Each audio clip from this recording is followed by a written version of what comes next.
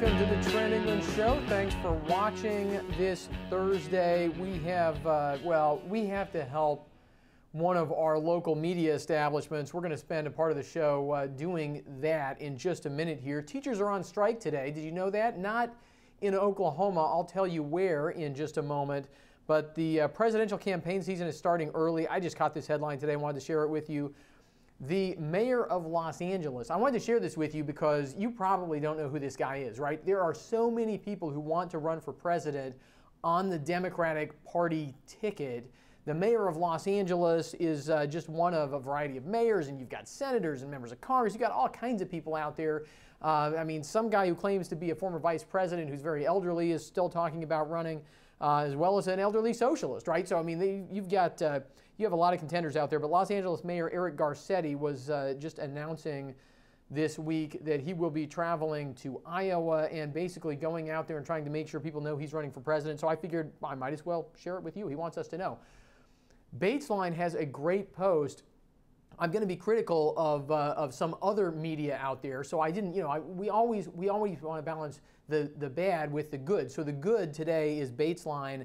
Michael Bates has a great post on State Question 640 with a great chart. We were all kind of palming our foreheads here in the office saying, why didn't we think of this? This is such a great chart that Michael Bates put together to explain, to the people, but also to explain to fellow journalists how the process of raising taxes in Oklahoma actually works. We've talked about this on the show a whole bunch.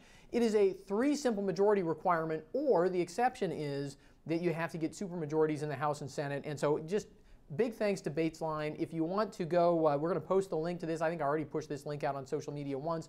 I'm going to do it again. This is very useful, very helpful, good information. Thanks to Batesline for that. This isn't a chart, it's a map, was shared with me on social media yesterday. Actually, so I've gotten all this pushback. I've shared a whole bunch of information about cost of living, just making the point, anytime we talk salary, whether it's teachers or anything else, a lot of people said, well, what about state legislators here? Absolutely. Anytime we compare Oklahoma numbers to other states' numbers or to national averages, we have to take into consideration the cost of living, differences in the prices of things in these different places. I'm big on this because, frankly, one of the reasons that attracted me to Oklahoma is that the cost of living is very low here. It's lower than anywhere else I've ever lived, but I've had all these people on social media telling me that's, either telling me cost of living doesn't exist, there's no difference between the cost of living here in Manhattan, right, which I think is fascinating. People don't travel enough, I guess. But look, I've also had people saying, well, it's just not fair to bring this up. And I had one person pushing all this data at me, thinking that she was somehow disagreeing with me. I thought it was great. I keep telling people, I'm actually calling for a teacher pay raise. I just think we should have an honest conversation. But this one woman on social media pushed to me this data from the Annie Casey Foundation, which is, as far as I can tell, looks like sort of a center-left foundation. I don't know that much about them, but they have a data portal here, and lo and behold, they look at the data and adjust it based on cost of living differences in different states. And when you pull up their map here, this is per pupil spending adjusted for regional cost differences, they say, among the different states. And you can see, look, is Oklahoma on the low end? Absolutely. I'm going to say one other thing about that in just a minute, but so is California, so is Texas, so is Florida, so is Virginia, so is Tennessee, Idaho, Utah, Colorado, right? There are a lot of states that are around where Oklahoma is when you factor in the differences in cost of living. And I mean, this person she sent this to me, actually. I had challenged several people who had said Oklahoma is the lowest spending state on education on a per student basis, which isn't true. Oklahoma is on the low end, but we're not the lowest state when it comes to per pupil spending. But she actually pushed this to me, and it shows just the opposite. It shows there are a lot of states that are, obviously if you have an average, you're going to have half of the states below average and half of the states above average. But here's the big question on all of this. I wanted to share this with you. I played around with this data tool. I'm going to share this link. I thought it was really interesting. Here's the bottom line. Would we rather have schools that produce great learning at a low cost or schools that produce great learning at a high cost? Or on the other hand, would we rather have, if you can't adjust learning, if you're going to get lousy educational results, would you rather have low-cost schools or high-cost schools, right? The point is, holding the results constant, we would rather spend less, right? Everybody understands that. Nobody misunderstands that. Everybody understands it's a better deal to spend less and get more, which is why all of these people want to talk only about money and education. It is sad. It is almost counterproductive, right? I mean, you can spend money well. You can also waste money. We talked about a lot of the money that is siloed in education. Yesterday we talked about that can only be spent on buildings. So look, all this talk that centers around money to the exclusion of everything else is, I think short-sighted. And I think, frankly, most teachers completely agree with me when I say that. And if you agree with me or if you disagree with me, go to Facebook, share your thoughts. But I think the average teacher out there does get a little frustrated when the conversation is only about money. But teachers are actually on strike today. Did you know this? Did you know that teachers have gone on strike today?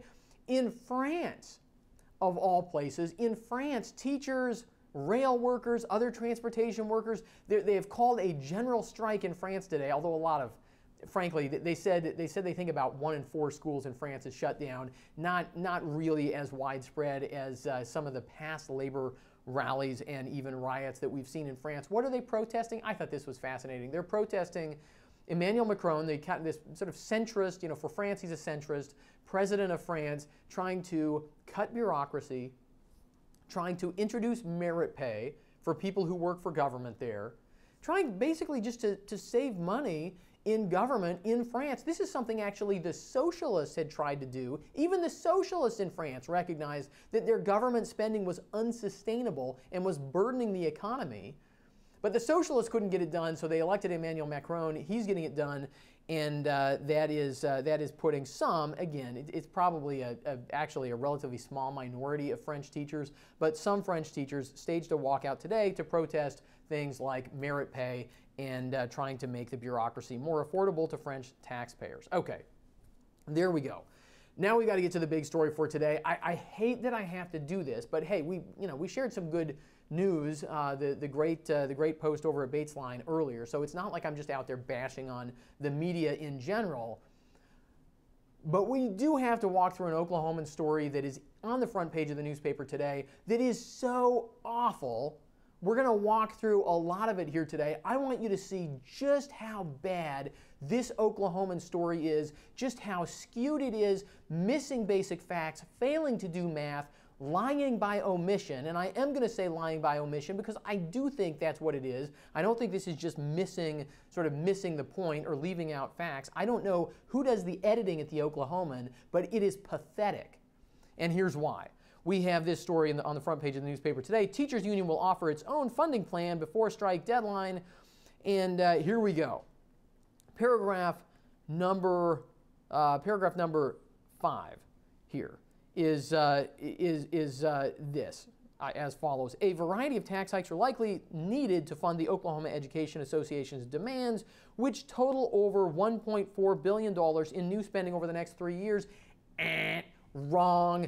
Basic math failure at the Oklahoman. $1.4 billion. We've talked about this before, and frankly, the reason I'm so critical of the Oklahoman, I'll pull back the curtain a little bit. I've shared this information directly with them, directly with this reporter, directly with his editor, and they still fail to get it right. They know better.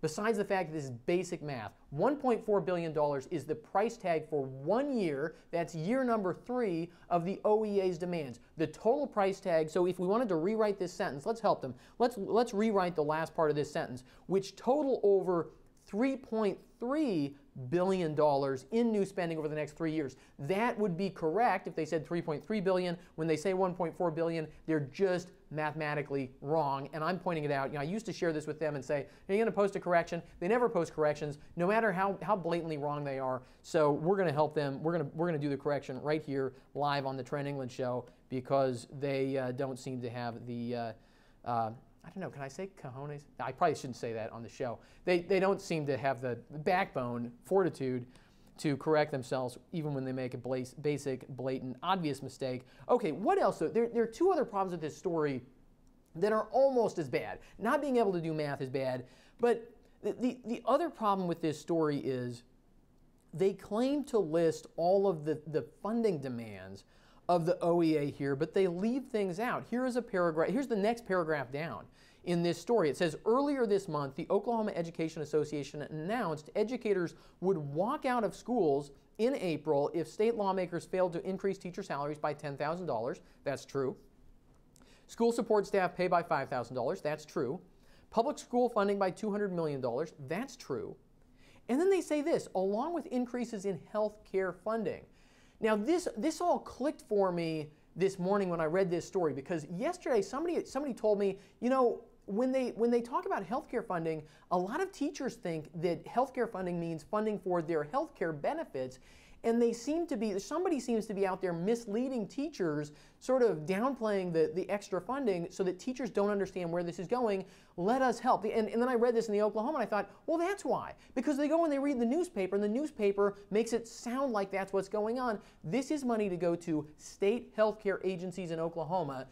The two state healthcare agencies in Oklahoma you might be most familiar with because they've been in the newspaper a lot, the State Department of Health and the Oklahoma Healthcare Authority, OHCA, have been in the newspaper a lot recently because the State Department of Health wound up at least $40 million short on money through misspending that we discovered goes back to 2011, misspending, possibly criminal misallocation of funds at the health department. We know there are state and federal investigations going on right now. And the Oklahoma Healthcare Authority has been in the news because what? Because they were misspending federal funds for years and years and years, didn't tell anybody about it, even when they got caught doing it, tried to keep doing it, and finally resulted in a situation where the state university medical centers wound up having their accreditation threatened, and the legislature had to bail them out, right? So this is spending for healthcare agencies. This is a bailout to state healthcare bureaucracies.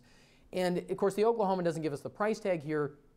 The price tag for this is, the year 3 price tag is over $250 million, and it doesn't mention at all the last piece of the demands here, which is over $200 billion, $213 billion for pay raises for other state employees. Now look, the OEA loves to downplay this in their public rhetoric because, well, I know why, because I've been out there hearing from teachers and hearing from people who've been talking to teachers. A lot of teachers say, wait a second, why is the OEA demanding more pay for people who don't work in schools? People, you know, these aren't bus drivers, custodians, teachers. These are people in other state agencies. Why is the OEA helping bail out state healthcare agencies, other state government agencies? We understand why. We've explained why on the Trent England Show. It's because the OEA wants to buy support from other constituencies, right? The OEA is playing a political game, doesn't necessarily benefit teachers, right? But who leaves it out, right? The Oklahoman in their story, they leave this out. They present it as if they're giving you the whole story, right? They say these are the demands, and then they leave out some of the demands, and they leave out the price tag on some of the demands, even when they sort of nebulously mention them, right? This is a serious omission, but it's not the most serious omission. The most serious omission in this story relates to something else that we have talked about on the Trent England Show. I mean, again, viewers to this show are protected against this kind of propaganda because we actually talk about what goes on at the Capitol. This line is in the story. Last week, the state Senate failed to pass a bill to fund a 12.7% teacher pay raise. Now, if you watch this show, you know why that bill failed in the Senate. It failed because who opposed it? The Oklahoma Education Association. And look, if this wasn't a story about the OEA, then I would just say, you know, really, the reporter here should point out that the OEA opposed it because it's relevant to the whole, you know, to understanding what's going on. But this is a news story about the Oklahoma Education Association that references the fact that a funding bill failed in the Senate and then goes all crickets on the fact that it failed only because the OEA opposed it. Remember, the Senate Democrats had supported this measure in the past. They only flipped because the OEA told them to. The Oklahoman's editorial board actually editorialized on this. They actually wrote about this in the, I mean, if the news reporters at the Oklahoman or the news editors just read the editorials, they at least would have the facts, and they do have the facts, which is why I'm calling this a lie by omission. They have the facts. They know what's going on. They chose to leave this out of the story. This is a relevant fact. It's a story about the OEA, and they do not tell readers that the Senate's funding measure failed because of the OEA. I call that a lie by omission. I don't know what else you could possibly call it. We're going to keep helping the Oklahoman here on the Trent England Show. Yeah, and look, when they get it right, I mean, we've been talking about some Andrea Eager stories up at the Tulsa World. She's written some great stories about education. She's written some very balanced pieces talking about the schools that are planning to strike and the schools that aren't planning to strike, talking about some of the school districts that are already paying teachers more, right? Andrea Eager's doing a great job. We love to celebrate journalists when they do a great job, but when they do a lousy job and they do a lousy job over and over and over and their editors can't fix it, well, then we're going to call them out here on the Trent England Show. What choice do we have? And thanks, frankly, to some viewers out there or listeners to the program who have brought some of these things to my attention. By the way, I got to give credit where credit is due. I had a buddy of mine send me this tip this morning and say, hey, you got to look at this. You got to make sure you hold them accountable, and that is what we are doing. Make sure you subscribe to the Trent England Show. We've had some people subscribing on YouTube.